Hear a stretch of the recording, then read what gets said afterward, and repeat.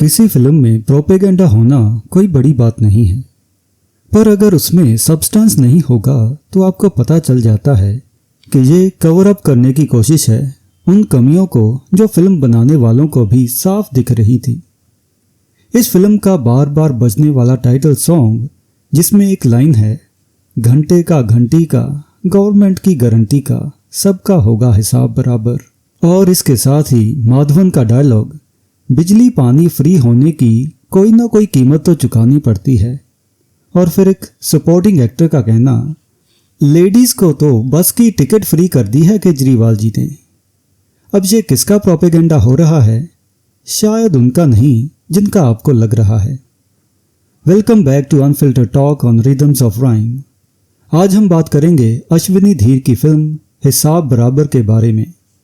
इस फिल्म में एक रिलेटेबल नैरेटिव दिखाने की कोशिश की गई है, जहां एक ईमानदार आदमी करप्ट सिस्टम से लड़ता है। आर माधवन, कृति कुल्हारी और नील नितिन मुकेश जैसे एक्टर्स के साथ ये फिल्म मिडिल क्लास सटायर के रूप में एक फाइनेंशियल फ्रॉड के ऊपर फोकस करती है। इस फिल्म में आपको माधवन के कुछ इम्पैक्टफुल सीन्स और रश्मि देसाई के फ्रीक्वेंट कॉमिक गैग्स देखने को मिलेंगे।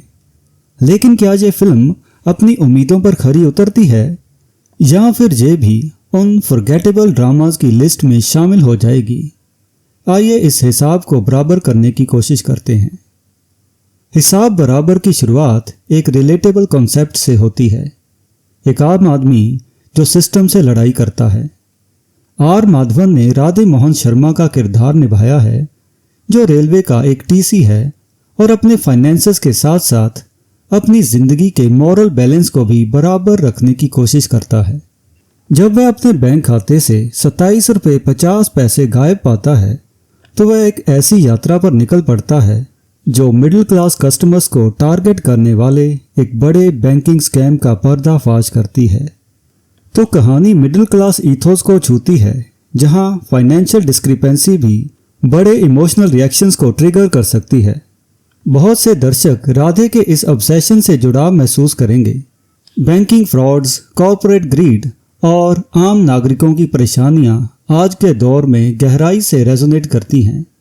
इन मुद्दों पर ध्यान केंद्रित करके फिल्म सिस्टेमिक फ्लॉज को उजागर करती है, जो अक्सर नज़रअंदाज हो जाते हैं।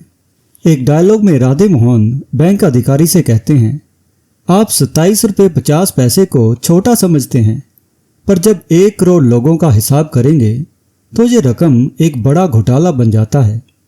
तो फिल्म का सब्जेक्ट तो रिच है, लेकिन उसकी एग्जीक्यूशन उतनी ही क्लीशे से भरी हुई है। रिबेलियस प्रोटैगनिस्ट, शातिर विलन और प्रिडिक्टेबल जस्टिस आर्क, इन सब पुराने फॉर्मूलों के साथ फिल्म में नएपन और सरप्राइज की कमी महसूस होती है। और आपको फिल्म में व्हाट्सएप यूनिवर्सिटी के प्रोफेसर के रूप में माधवन भी दिखेंगे, जब वह एक बैंकिंग स्कैम से निकली ब्लैक मनी को पेट्रोल डीजल के प्राइस हाइक के साथ जोड़ते हुए तर्क देंगे। कैसे, यह नहीं बताया जाता, लेकिन इस सीन की रील बनाकर काफी व्यूज मिल सकते हैं।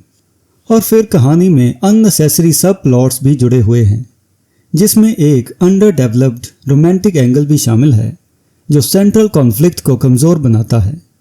रोमांटिक एंगल में एक फ्लैशबैक सीक्वेंस आता है, जिसका रियलाइजेशन आपको इंटरवल के बाद होता है कि यह फ्लैशबैक था। लुक्स पर काम करने की बजाय डायरेक्टर हमें सोचने पर मजबूर करते हैं, लेकिन इस थ्रेड के एग्जीक्यूशन में खुद कुछ नहीं सोचते। और फिल्म की एक्टिंग की बात करें तो आर माधवन राधे मोहन शर्मा के रूप में एक ईमानदार गणित प्रेमी टीसी की भूमिका निभा रहे हैं। उनका प्रदर्शन प्रभावशाली है, लेकिन फिल्म की कमियों को छुपाने के लिए यह काफी नहीं है। राधे को एक आदर्श मध्यम वर्गीय हीरो के रूप में पेश किया गया है, सादगी, नैतिकता और दृढ़ता का प्रतीक। सिस्टम में बैठे लोगों के साथ उनका कॉमिक इंटरेक्शन कई बार आपको सीरियस मोमेंट्स तक भी ले जाता है, जिसकी माधवन जैसे अभिनेता से उम्मीद की जाती है। लेकिन राधे द्वारा हिसाब बराबर फ्रेज का बार बार उपयोग उनके किरदार की गहराई को कमजोर कर देता है। शुरू में यह उनकी मोरालिटी के प्रतीक के रूप में काम करता है, लेकिन इसका बार बार दोहराव इसे एक गिमिक तक सीमित कर देता है। माधवन के सबसे पावरफुल सीन्स तब होते हैं जब वह सिस्टम का पूरी शांति के साथ सामना करते हैं। यहीं पर फिल्म के कॉमिक एलिमेंट्स उभरते हैं, लेकिन कमज़ोर राइटिंग उनके किरदार को इस एक विशेषता से आगे विकसित होने का मौका नहीं देती। फिल्म के एक डायलॉग में वो अपने बेटे से कहते हैं, हिसाब बराबर करना जिंदगी का एक फॉर्मूला है। अगर हम छोटी चीज़ों का हिसाब ना रखें तो बड़े घोटाले होने में देर नहीं लगती। जरा सोचिए, एक 10 साल के आसपास के बच्चे को ये घोटाले क्या समझ आएंगे जो स्कूल के वॉशरूम में लॉक हो जाता है। और फिर आता है नील नितिन मुकेश का कैरेक्टर। नील नितिन मुकेश ने मिकी मेहता के रूप में एक करप्ट बैंकर की भूमिका निभाई है। उनकी एंट्री एक मजबूत लाइन के साथ होती है, जिसके पास पैसा नहीं होता उसकी कोई इज्जत नहीं करता, और जिसके पास पैसा होता है वो किसी की इज्जत नहीं करता। उनके किरदार में फ्लेयर के पल हैं, लेकिन उनके मोटिवेशंस और एक्शंस में गहराई की कमी है, जिससे वह एक क्रेडिबल एंटेगनिस्ट नहीं बन पाते और एक कैरिकेचर बनकर रह जाते हैं। अपने नाम के हिसाब से वो डिज्नी कार्टून्स के किसी विलेन की तरह ही बिहेव करते हैं। हाँ, एक सीन में वह अपने ही पैसों की तरफ मनी हाइस्ट जैसे कॉस्ट्यूम में अपने साथियों के साथ बढ़ते हैं और बस 2000 करोड़ रुपए के ढेर को देखकर वापस आ जाते हैं। अगर राइटिंग बेहतर होती तो मिकी एक ऐसा किरदार बन सकता था जो कॉरपोरेट ग्रीड की कॉम्प्लेक्सिटीज को दर्शा सकता। इसके बजाय उसकी विलेनी एग्जैजरेटेड है, जो उन्हें गंभीरता से लेना मुश्किल बना देती है।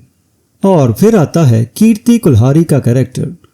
कीर्ति कुल्हारी ने इंस्पेक्टर पूनम जोशी की भूमिका निभाई है, जो एक मजबूत इरादों वाली पुलिस अफसर हैं जिनका राधे के साथ एक पुराना कनेक्शन है।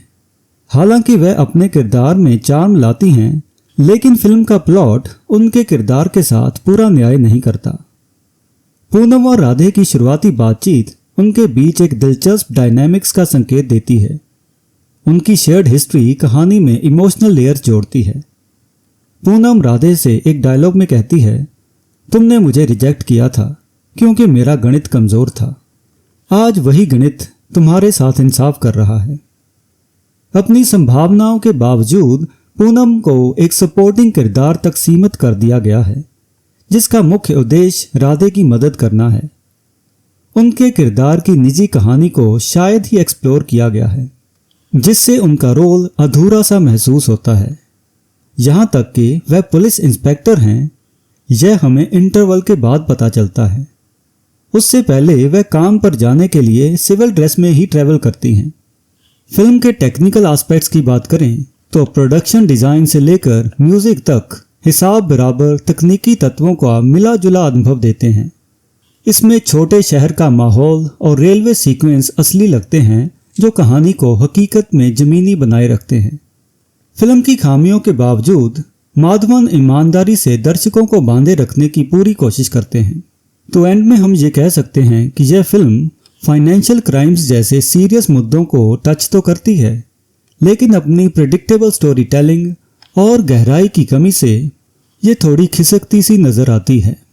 हाँ, अगर आप माधवन के फैन हैं तो ज़रूर इस फिल्म को देखें, लेकिन फिल्म से ज़्यादा उम्मीद ना रखें। तो ये था हमारा आज का अनफिल्टर टॉक। अगर आपको ये वीडियो पसंद आई तो हमारे नई पुरानी फिल्मों के ऊपर बाकी अनफिल्टर टॉक्स को देखने के लिए रिदम्स ऑफ राइम को लाइक, शेयर और सब्सक्राइब करना ना भूलें, और अपने दोस्तों के साथ भी इस चैनल को शेयर करें। And until next time, good bye and thank you.